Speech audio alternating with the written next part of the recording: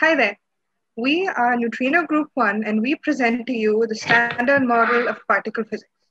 The standard model classifies all the known elementary particles and describes the way they interact via three of the four fundamental forces. It is a well described theory in physics. It combines two important theories into a single framework. The electroweak theory, which describes the way particles interact through the electromagnetic and weak force, and quantum chromodynamics, which describes the way particles interact through the strong force. Before we talk about how the particles are classified, let's go through some of the concepts in particle physics that are used to describe the particles. First, we will start with the Pauli exclusion principle. Thank you. I'll be talking about Pauli's exclusion principle. Fermions and bosons are classified based on this principle. Fermions are constrained by this principle, and bosons aren't constrained by this principle. What this principle states is that no two fermions can have the same set of can occupy the same quantum state simultaneously. In quantum mechanics, fermions are described by anti-symmetric wave function, whereas bosons are described by symmetric wave function. The statement of this principle in terms of wave function is that two fermions are anti-symmetric under exchange. Meaning there are two wave functions psi 1 and psi 2. Then psi of 1, 2 should be the negative of psi of 2, 1.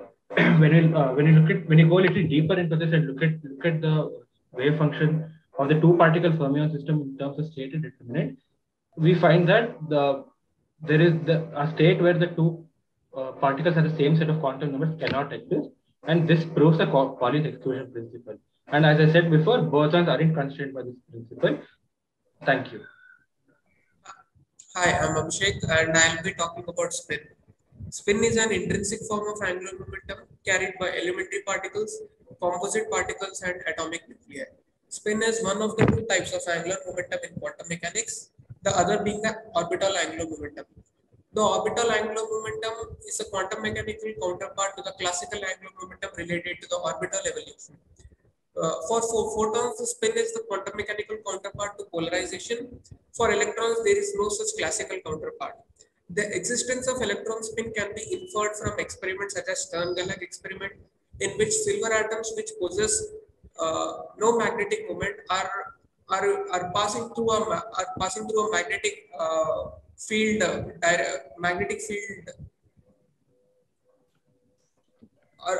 which pass through a magnetic field measuring instrument, and despite having no angular momentum, there is a space quantization.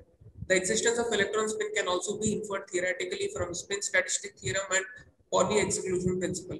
Spin is also described mathematically as a vector for some particles such as photons, and spinors and bispinors for other particles such as electrons. They behave. The basic mathematics is implied in linear algebra. Thank you. So as we know, bosons and fermions make up the quantum particles. So I'll be talking about the difference between bosons and fermions.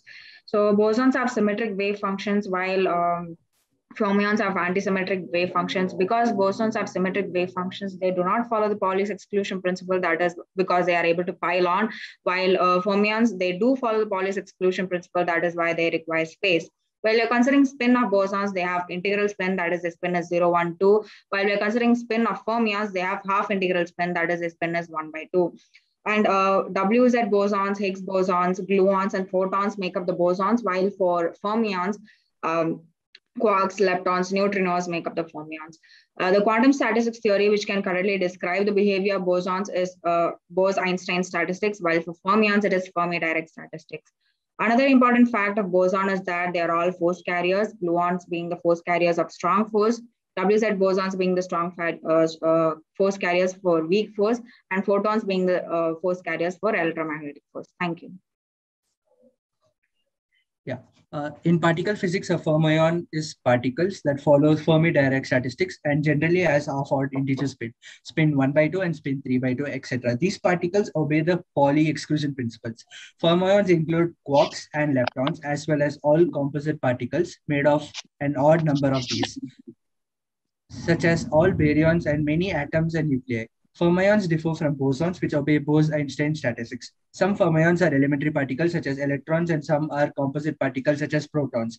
According to spin statistics theorem in relativity quantum field theory, particles with integer spins are bosons, while particles with half-integer spins are fermions. In addition to the spin characteristic, fermions have another specific property. They possess conserved baryon or lepton quantum numbers. Therefore, what is usually referred to as the spin statistics relation is in fact a spin statistics quantum number relation. Thank you. So quarks are subatomic particles that come under the fermions in the standard model of particle physics. They associate with one another through the strong force to make up things like protons and neutrons. There are 6 different types of flavors of quarks. 6 different types of flavors of quarks, which are grouped into 3 different generations. The first generation of quark consists of the up and down quarks. They're the lightest of quarks and they're usually the most stable. They're the most commonly observed quarks since the quarks from the other 2 generations decay into the up and down quarks fairly easily. The up quark has a charge of plus 2/3 and the down quarks have a charge of minus 1/3, which together form the proton with 2 up and 1 down quark and the electron with 2 down and 1 up quark, which together make up most of the observed matter. Thank you. So let's talk about the second generation of the quarks. The first one is the year of 1968 at SLAC in an experiment called as the deep inelastic collision. And now it has a mass of around 95 mega electron volt per c square, which makes it the third lightest of all the quarks. It has a charge of minus 1/3 e, where e is the elementary charge or the charge of electron. It has a unique Leber quantum number, which is called as strangeness. Its value is -1 in case of a strange quark, and it is 0 for all the other different types of quark. Now let us talk about the charm quark. The charm quark was discovered in the year of 1974 at SLAC and at BNL. It has a mass of around 1.275 giga electron volt per c square, which makes it the third heaviest of all the quarks. It has a charge of around 2/3 e, and it also has a unique flavor quantum number associated with it, which is called as charm, and its value is +1 for charm quark, and it is 0 for all the other different quarks. Thank you. The top quark is the most massive of all observed elementary particles belonging to the third generation. It was discovered in 1995 at Fermilab. Like all other quarks, the top quark is a permeable spin half and has an electric charge of +2/3. The top quark is typically produced in hadron colliders by strong interaction. However, once produced, the top quark can decay only through the weak force. Now let's talk about the bottom quark. The bottom quark, also known as the beauty quark, is also a third generation heavy quark with a charge -1/3. Although it almost exclusively transitions from or to a top quark, the bottom quark can decay into either an up quark or charm quark by the weak interaction. The bottom quark was first described theoretically in 1973 by 2 Japanese physicists to explain CP violation, which won them the 2008 Nobel Prize in Physics after its discovery in 1977 in the Fermi Lab. Thank you. Electrons are the subatomic particles that hold an elementary charge of -1. They were discovered by J.J. Thomson in the year 1897. Electrons belong to the first generation of electron particle family. The electron has a mass of 9.1 into 10 power -31 kg, that is approximately 1/1836 of the proton's mass. The electron has a spin of half. They can interact through electrostatic force and weak force. The electron neutrino is a subatomic particle of lepton family, which has a 0 net electric charge.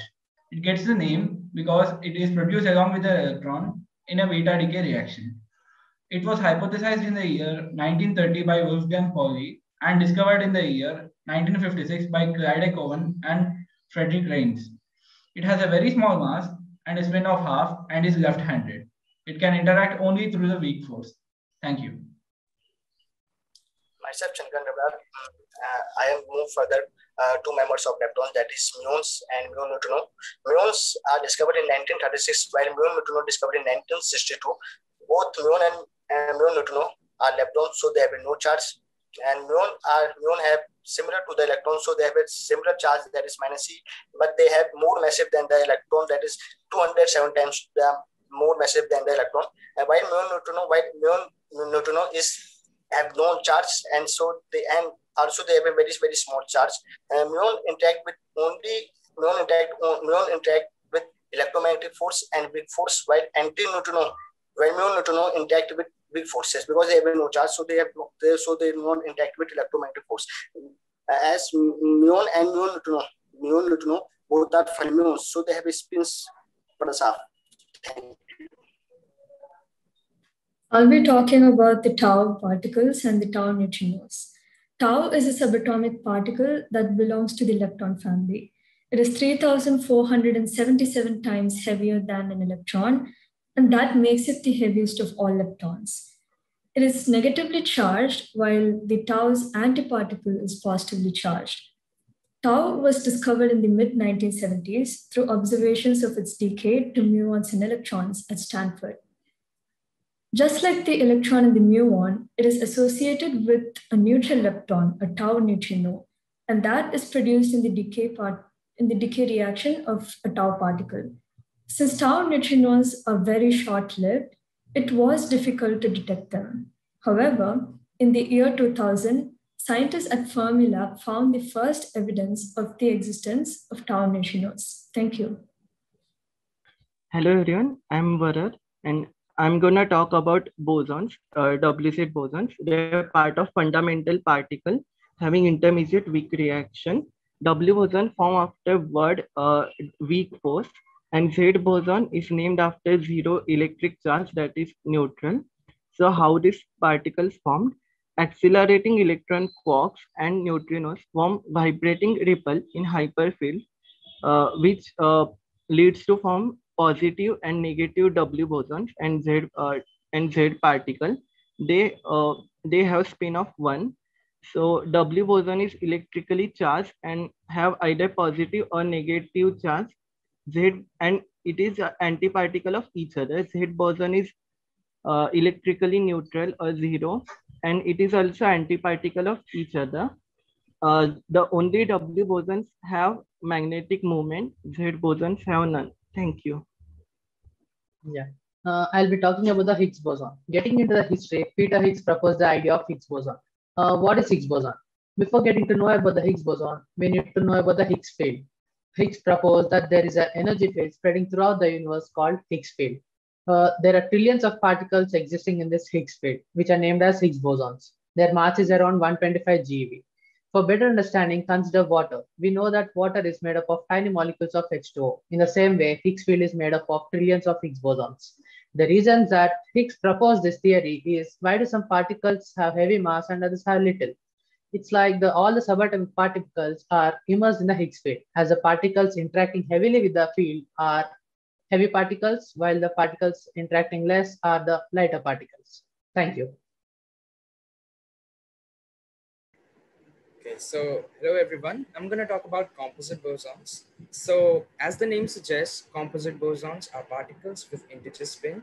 But the difference between elementary bosons and composite bosons is in the fact that composite bosons are made up of an even number of fermions. So the spins due to all the individual fermions adds up to give an integer spin.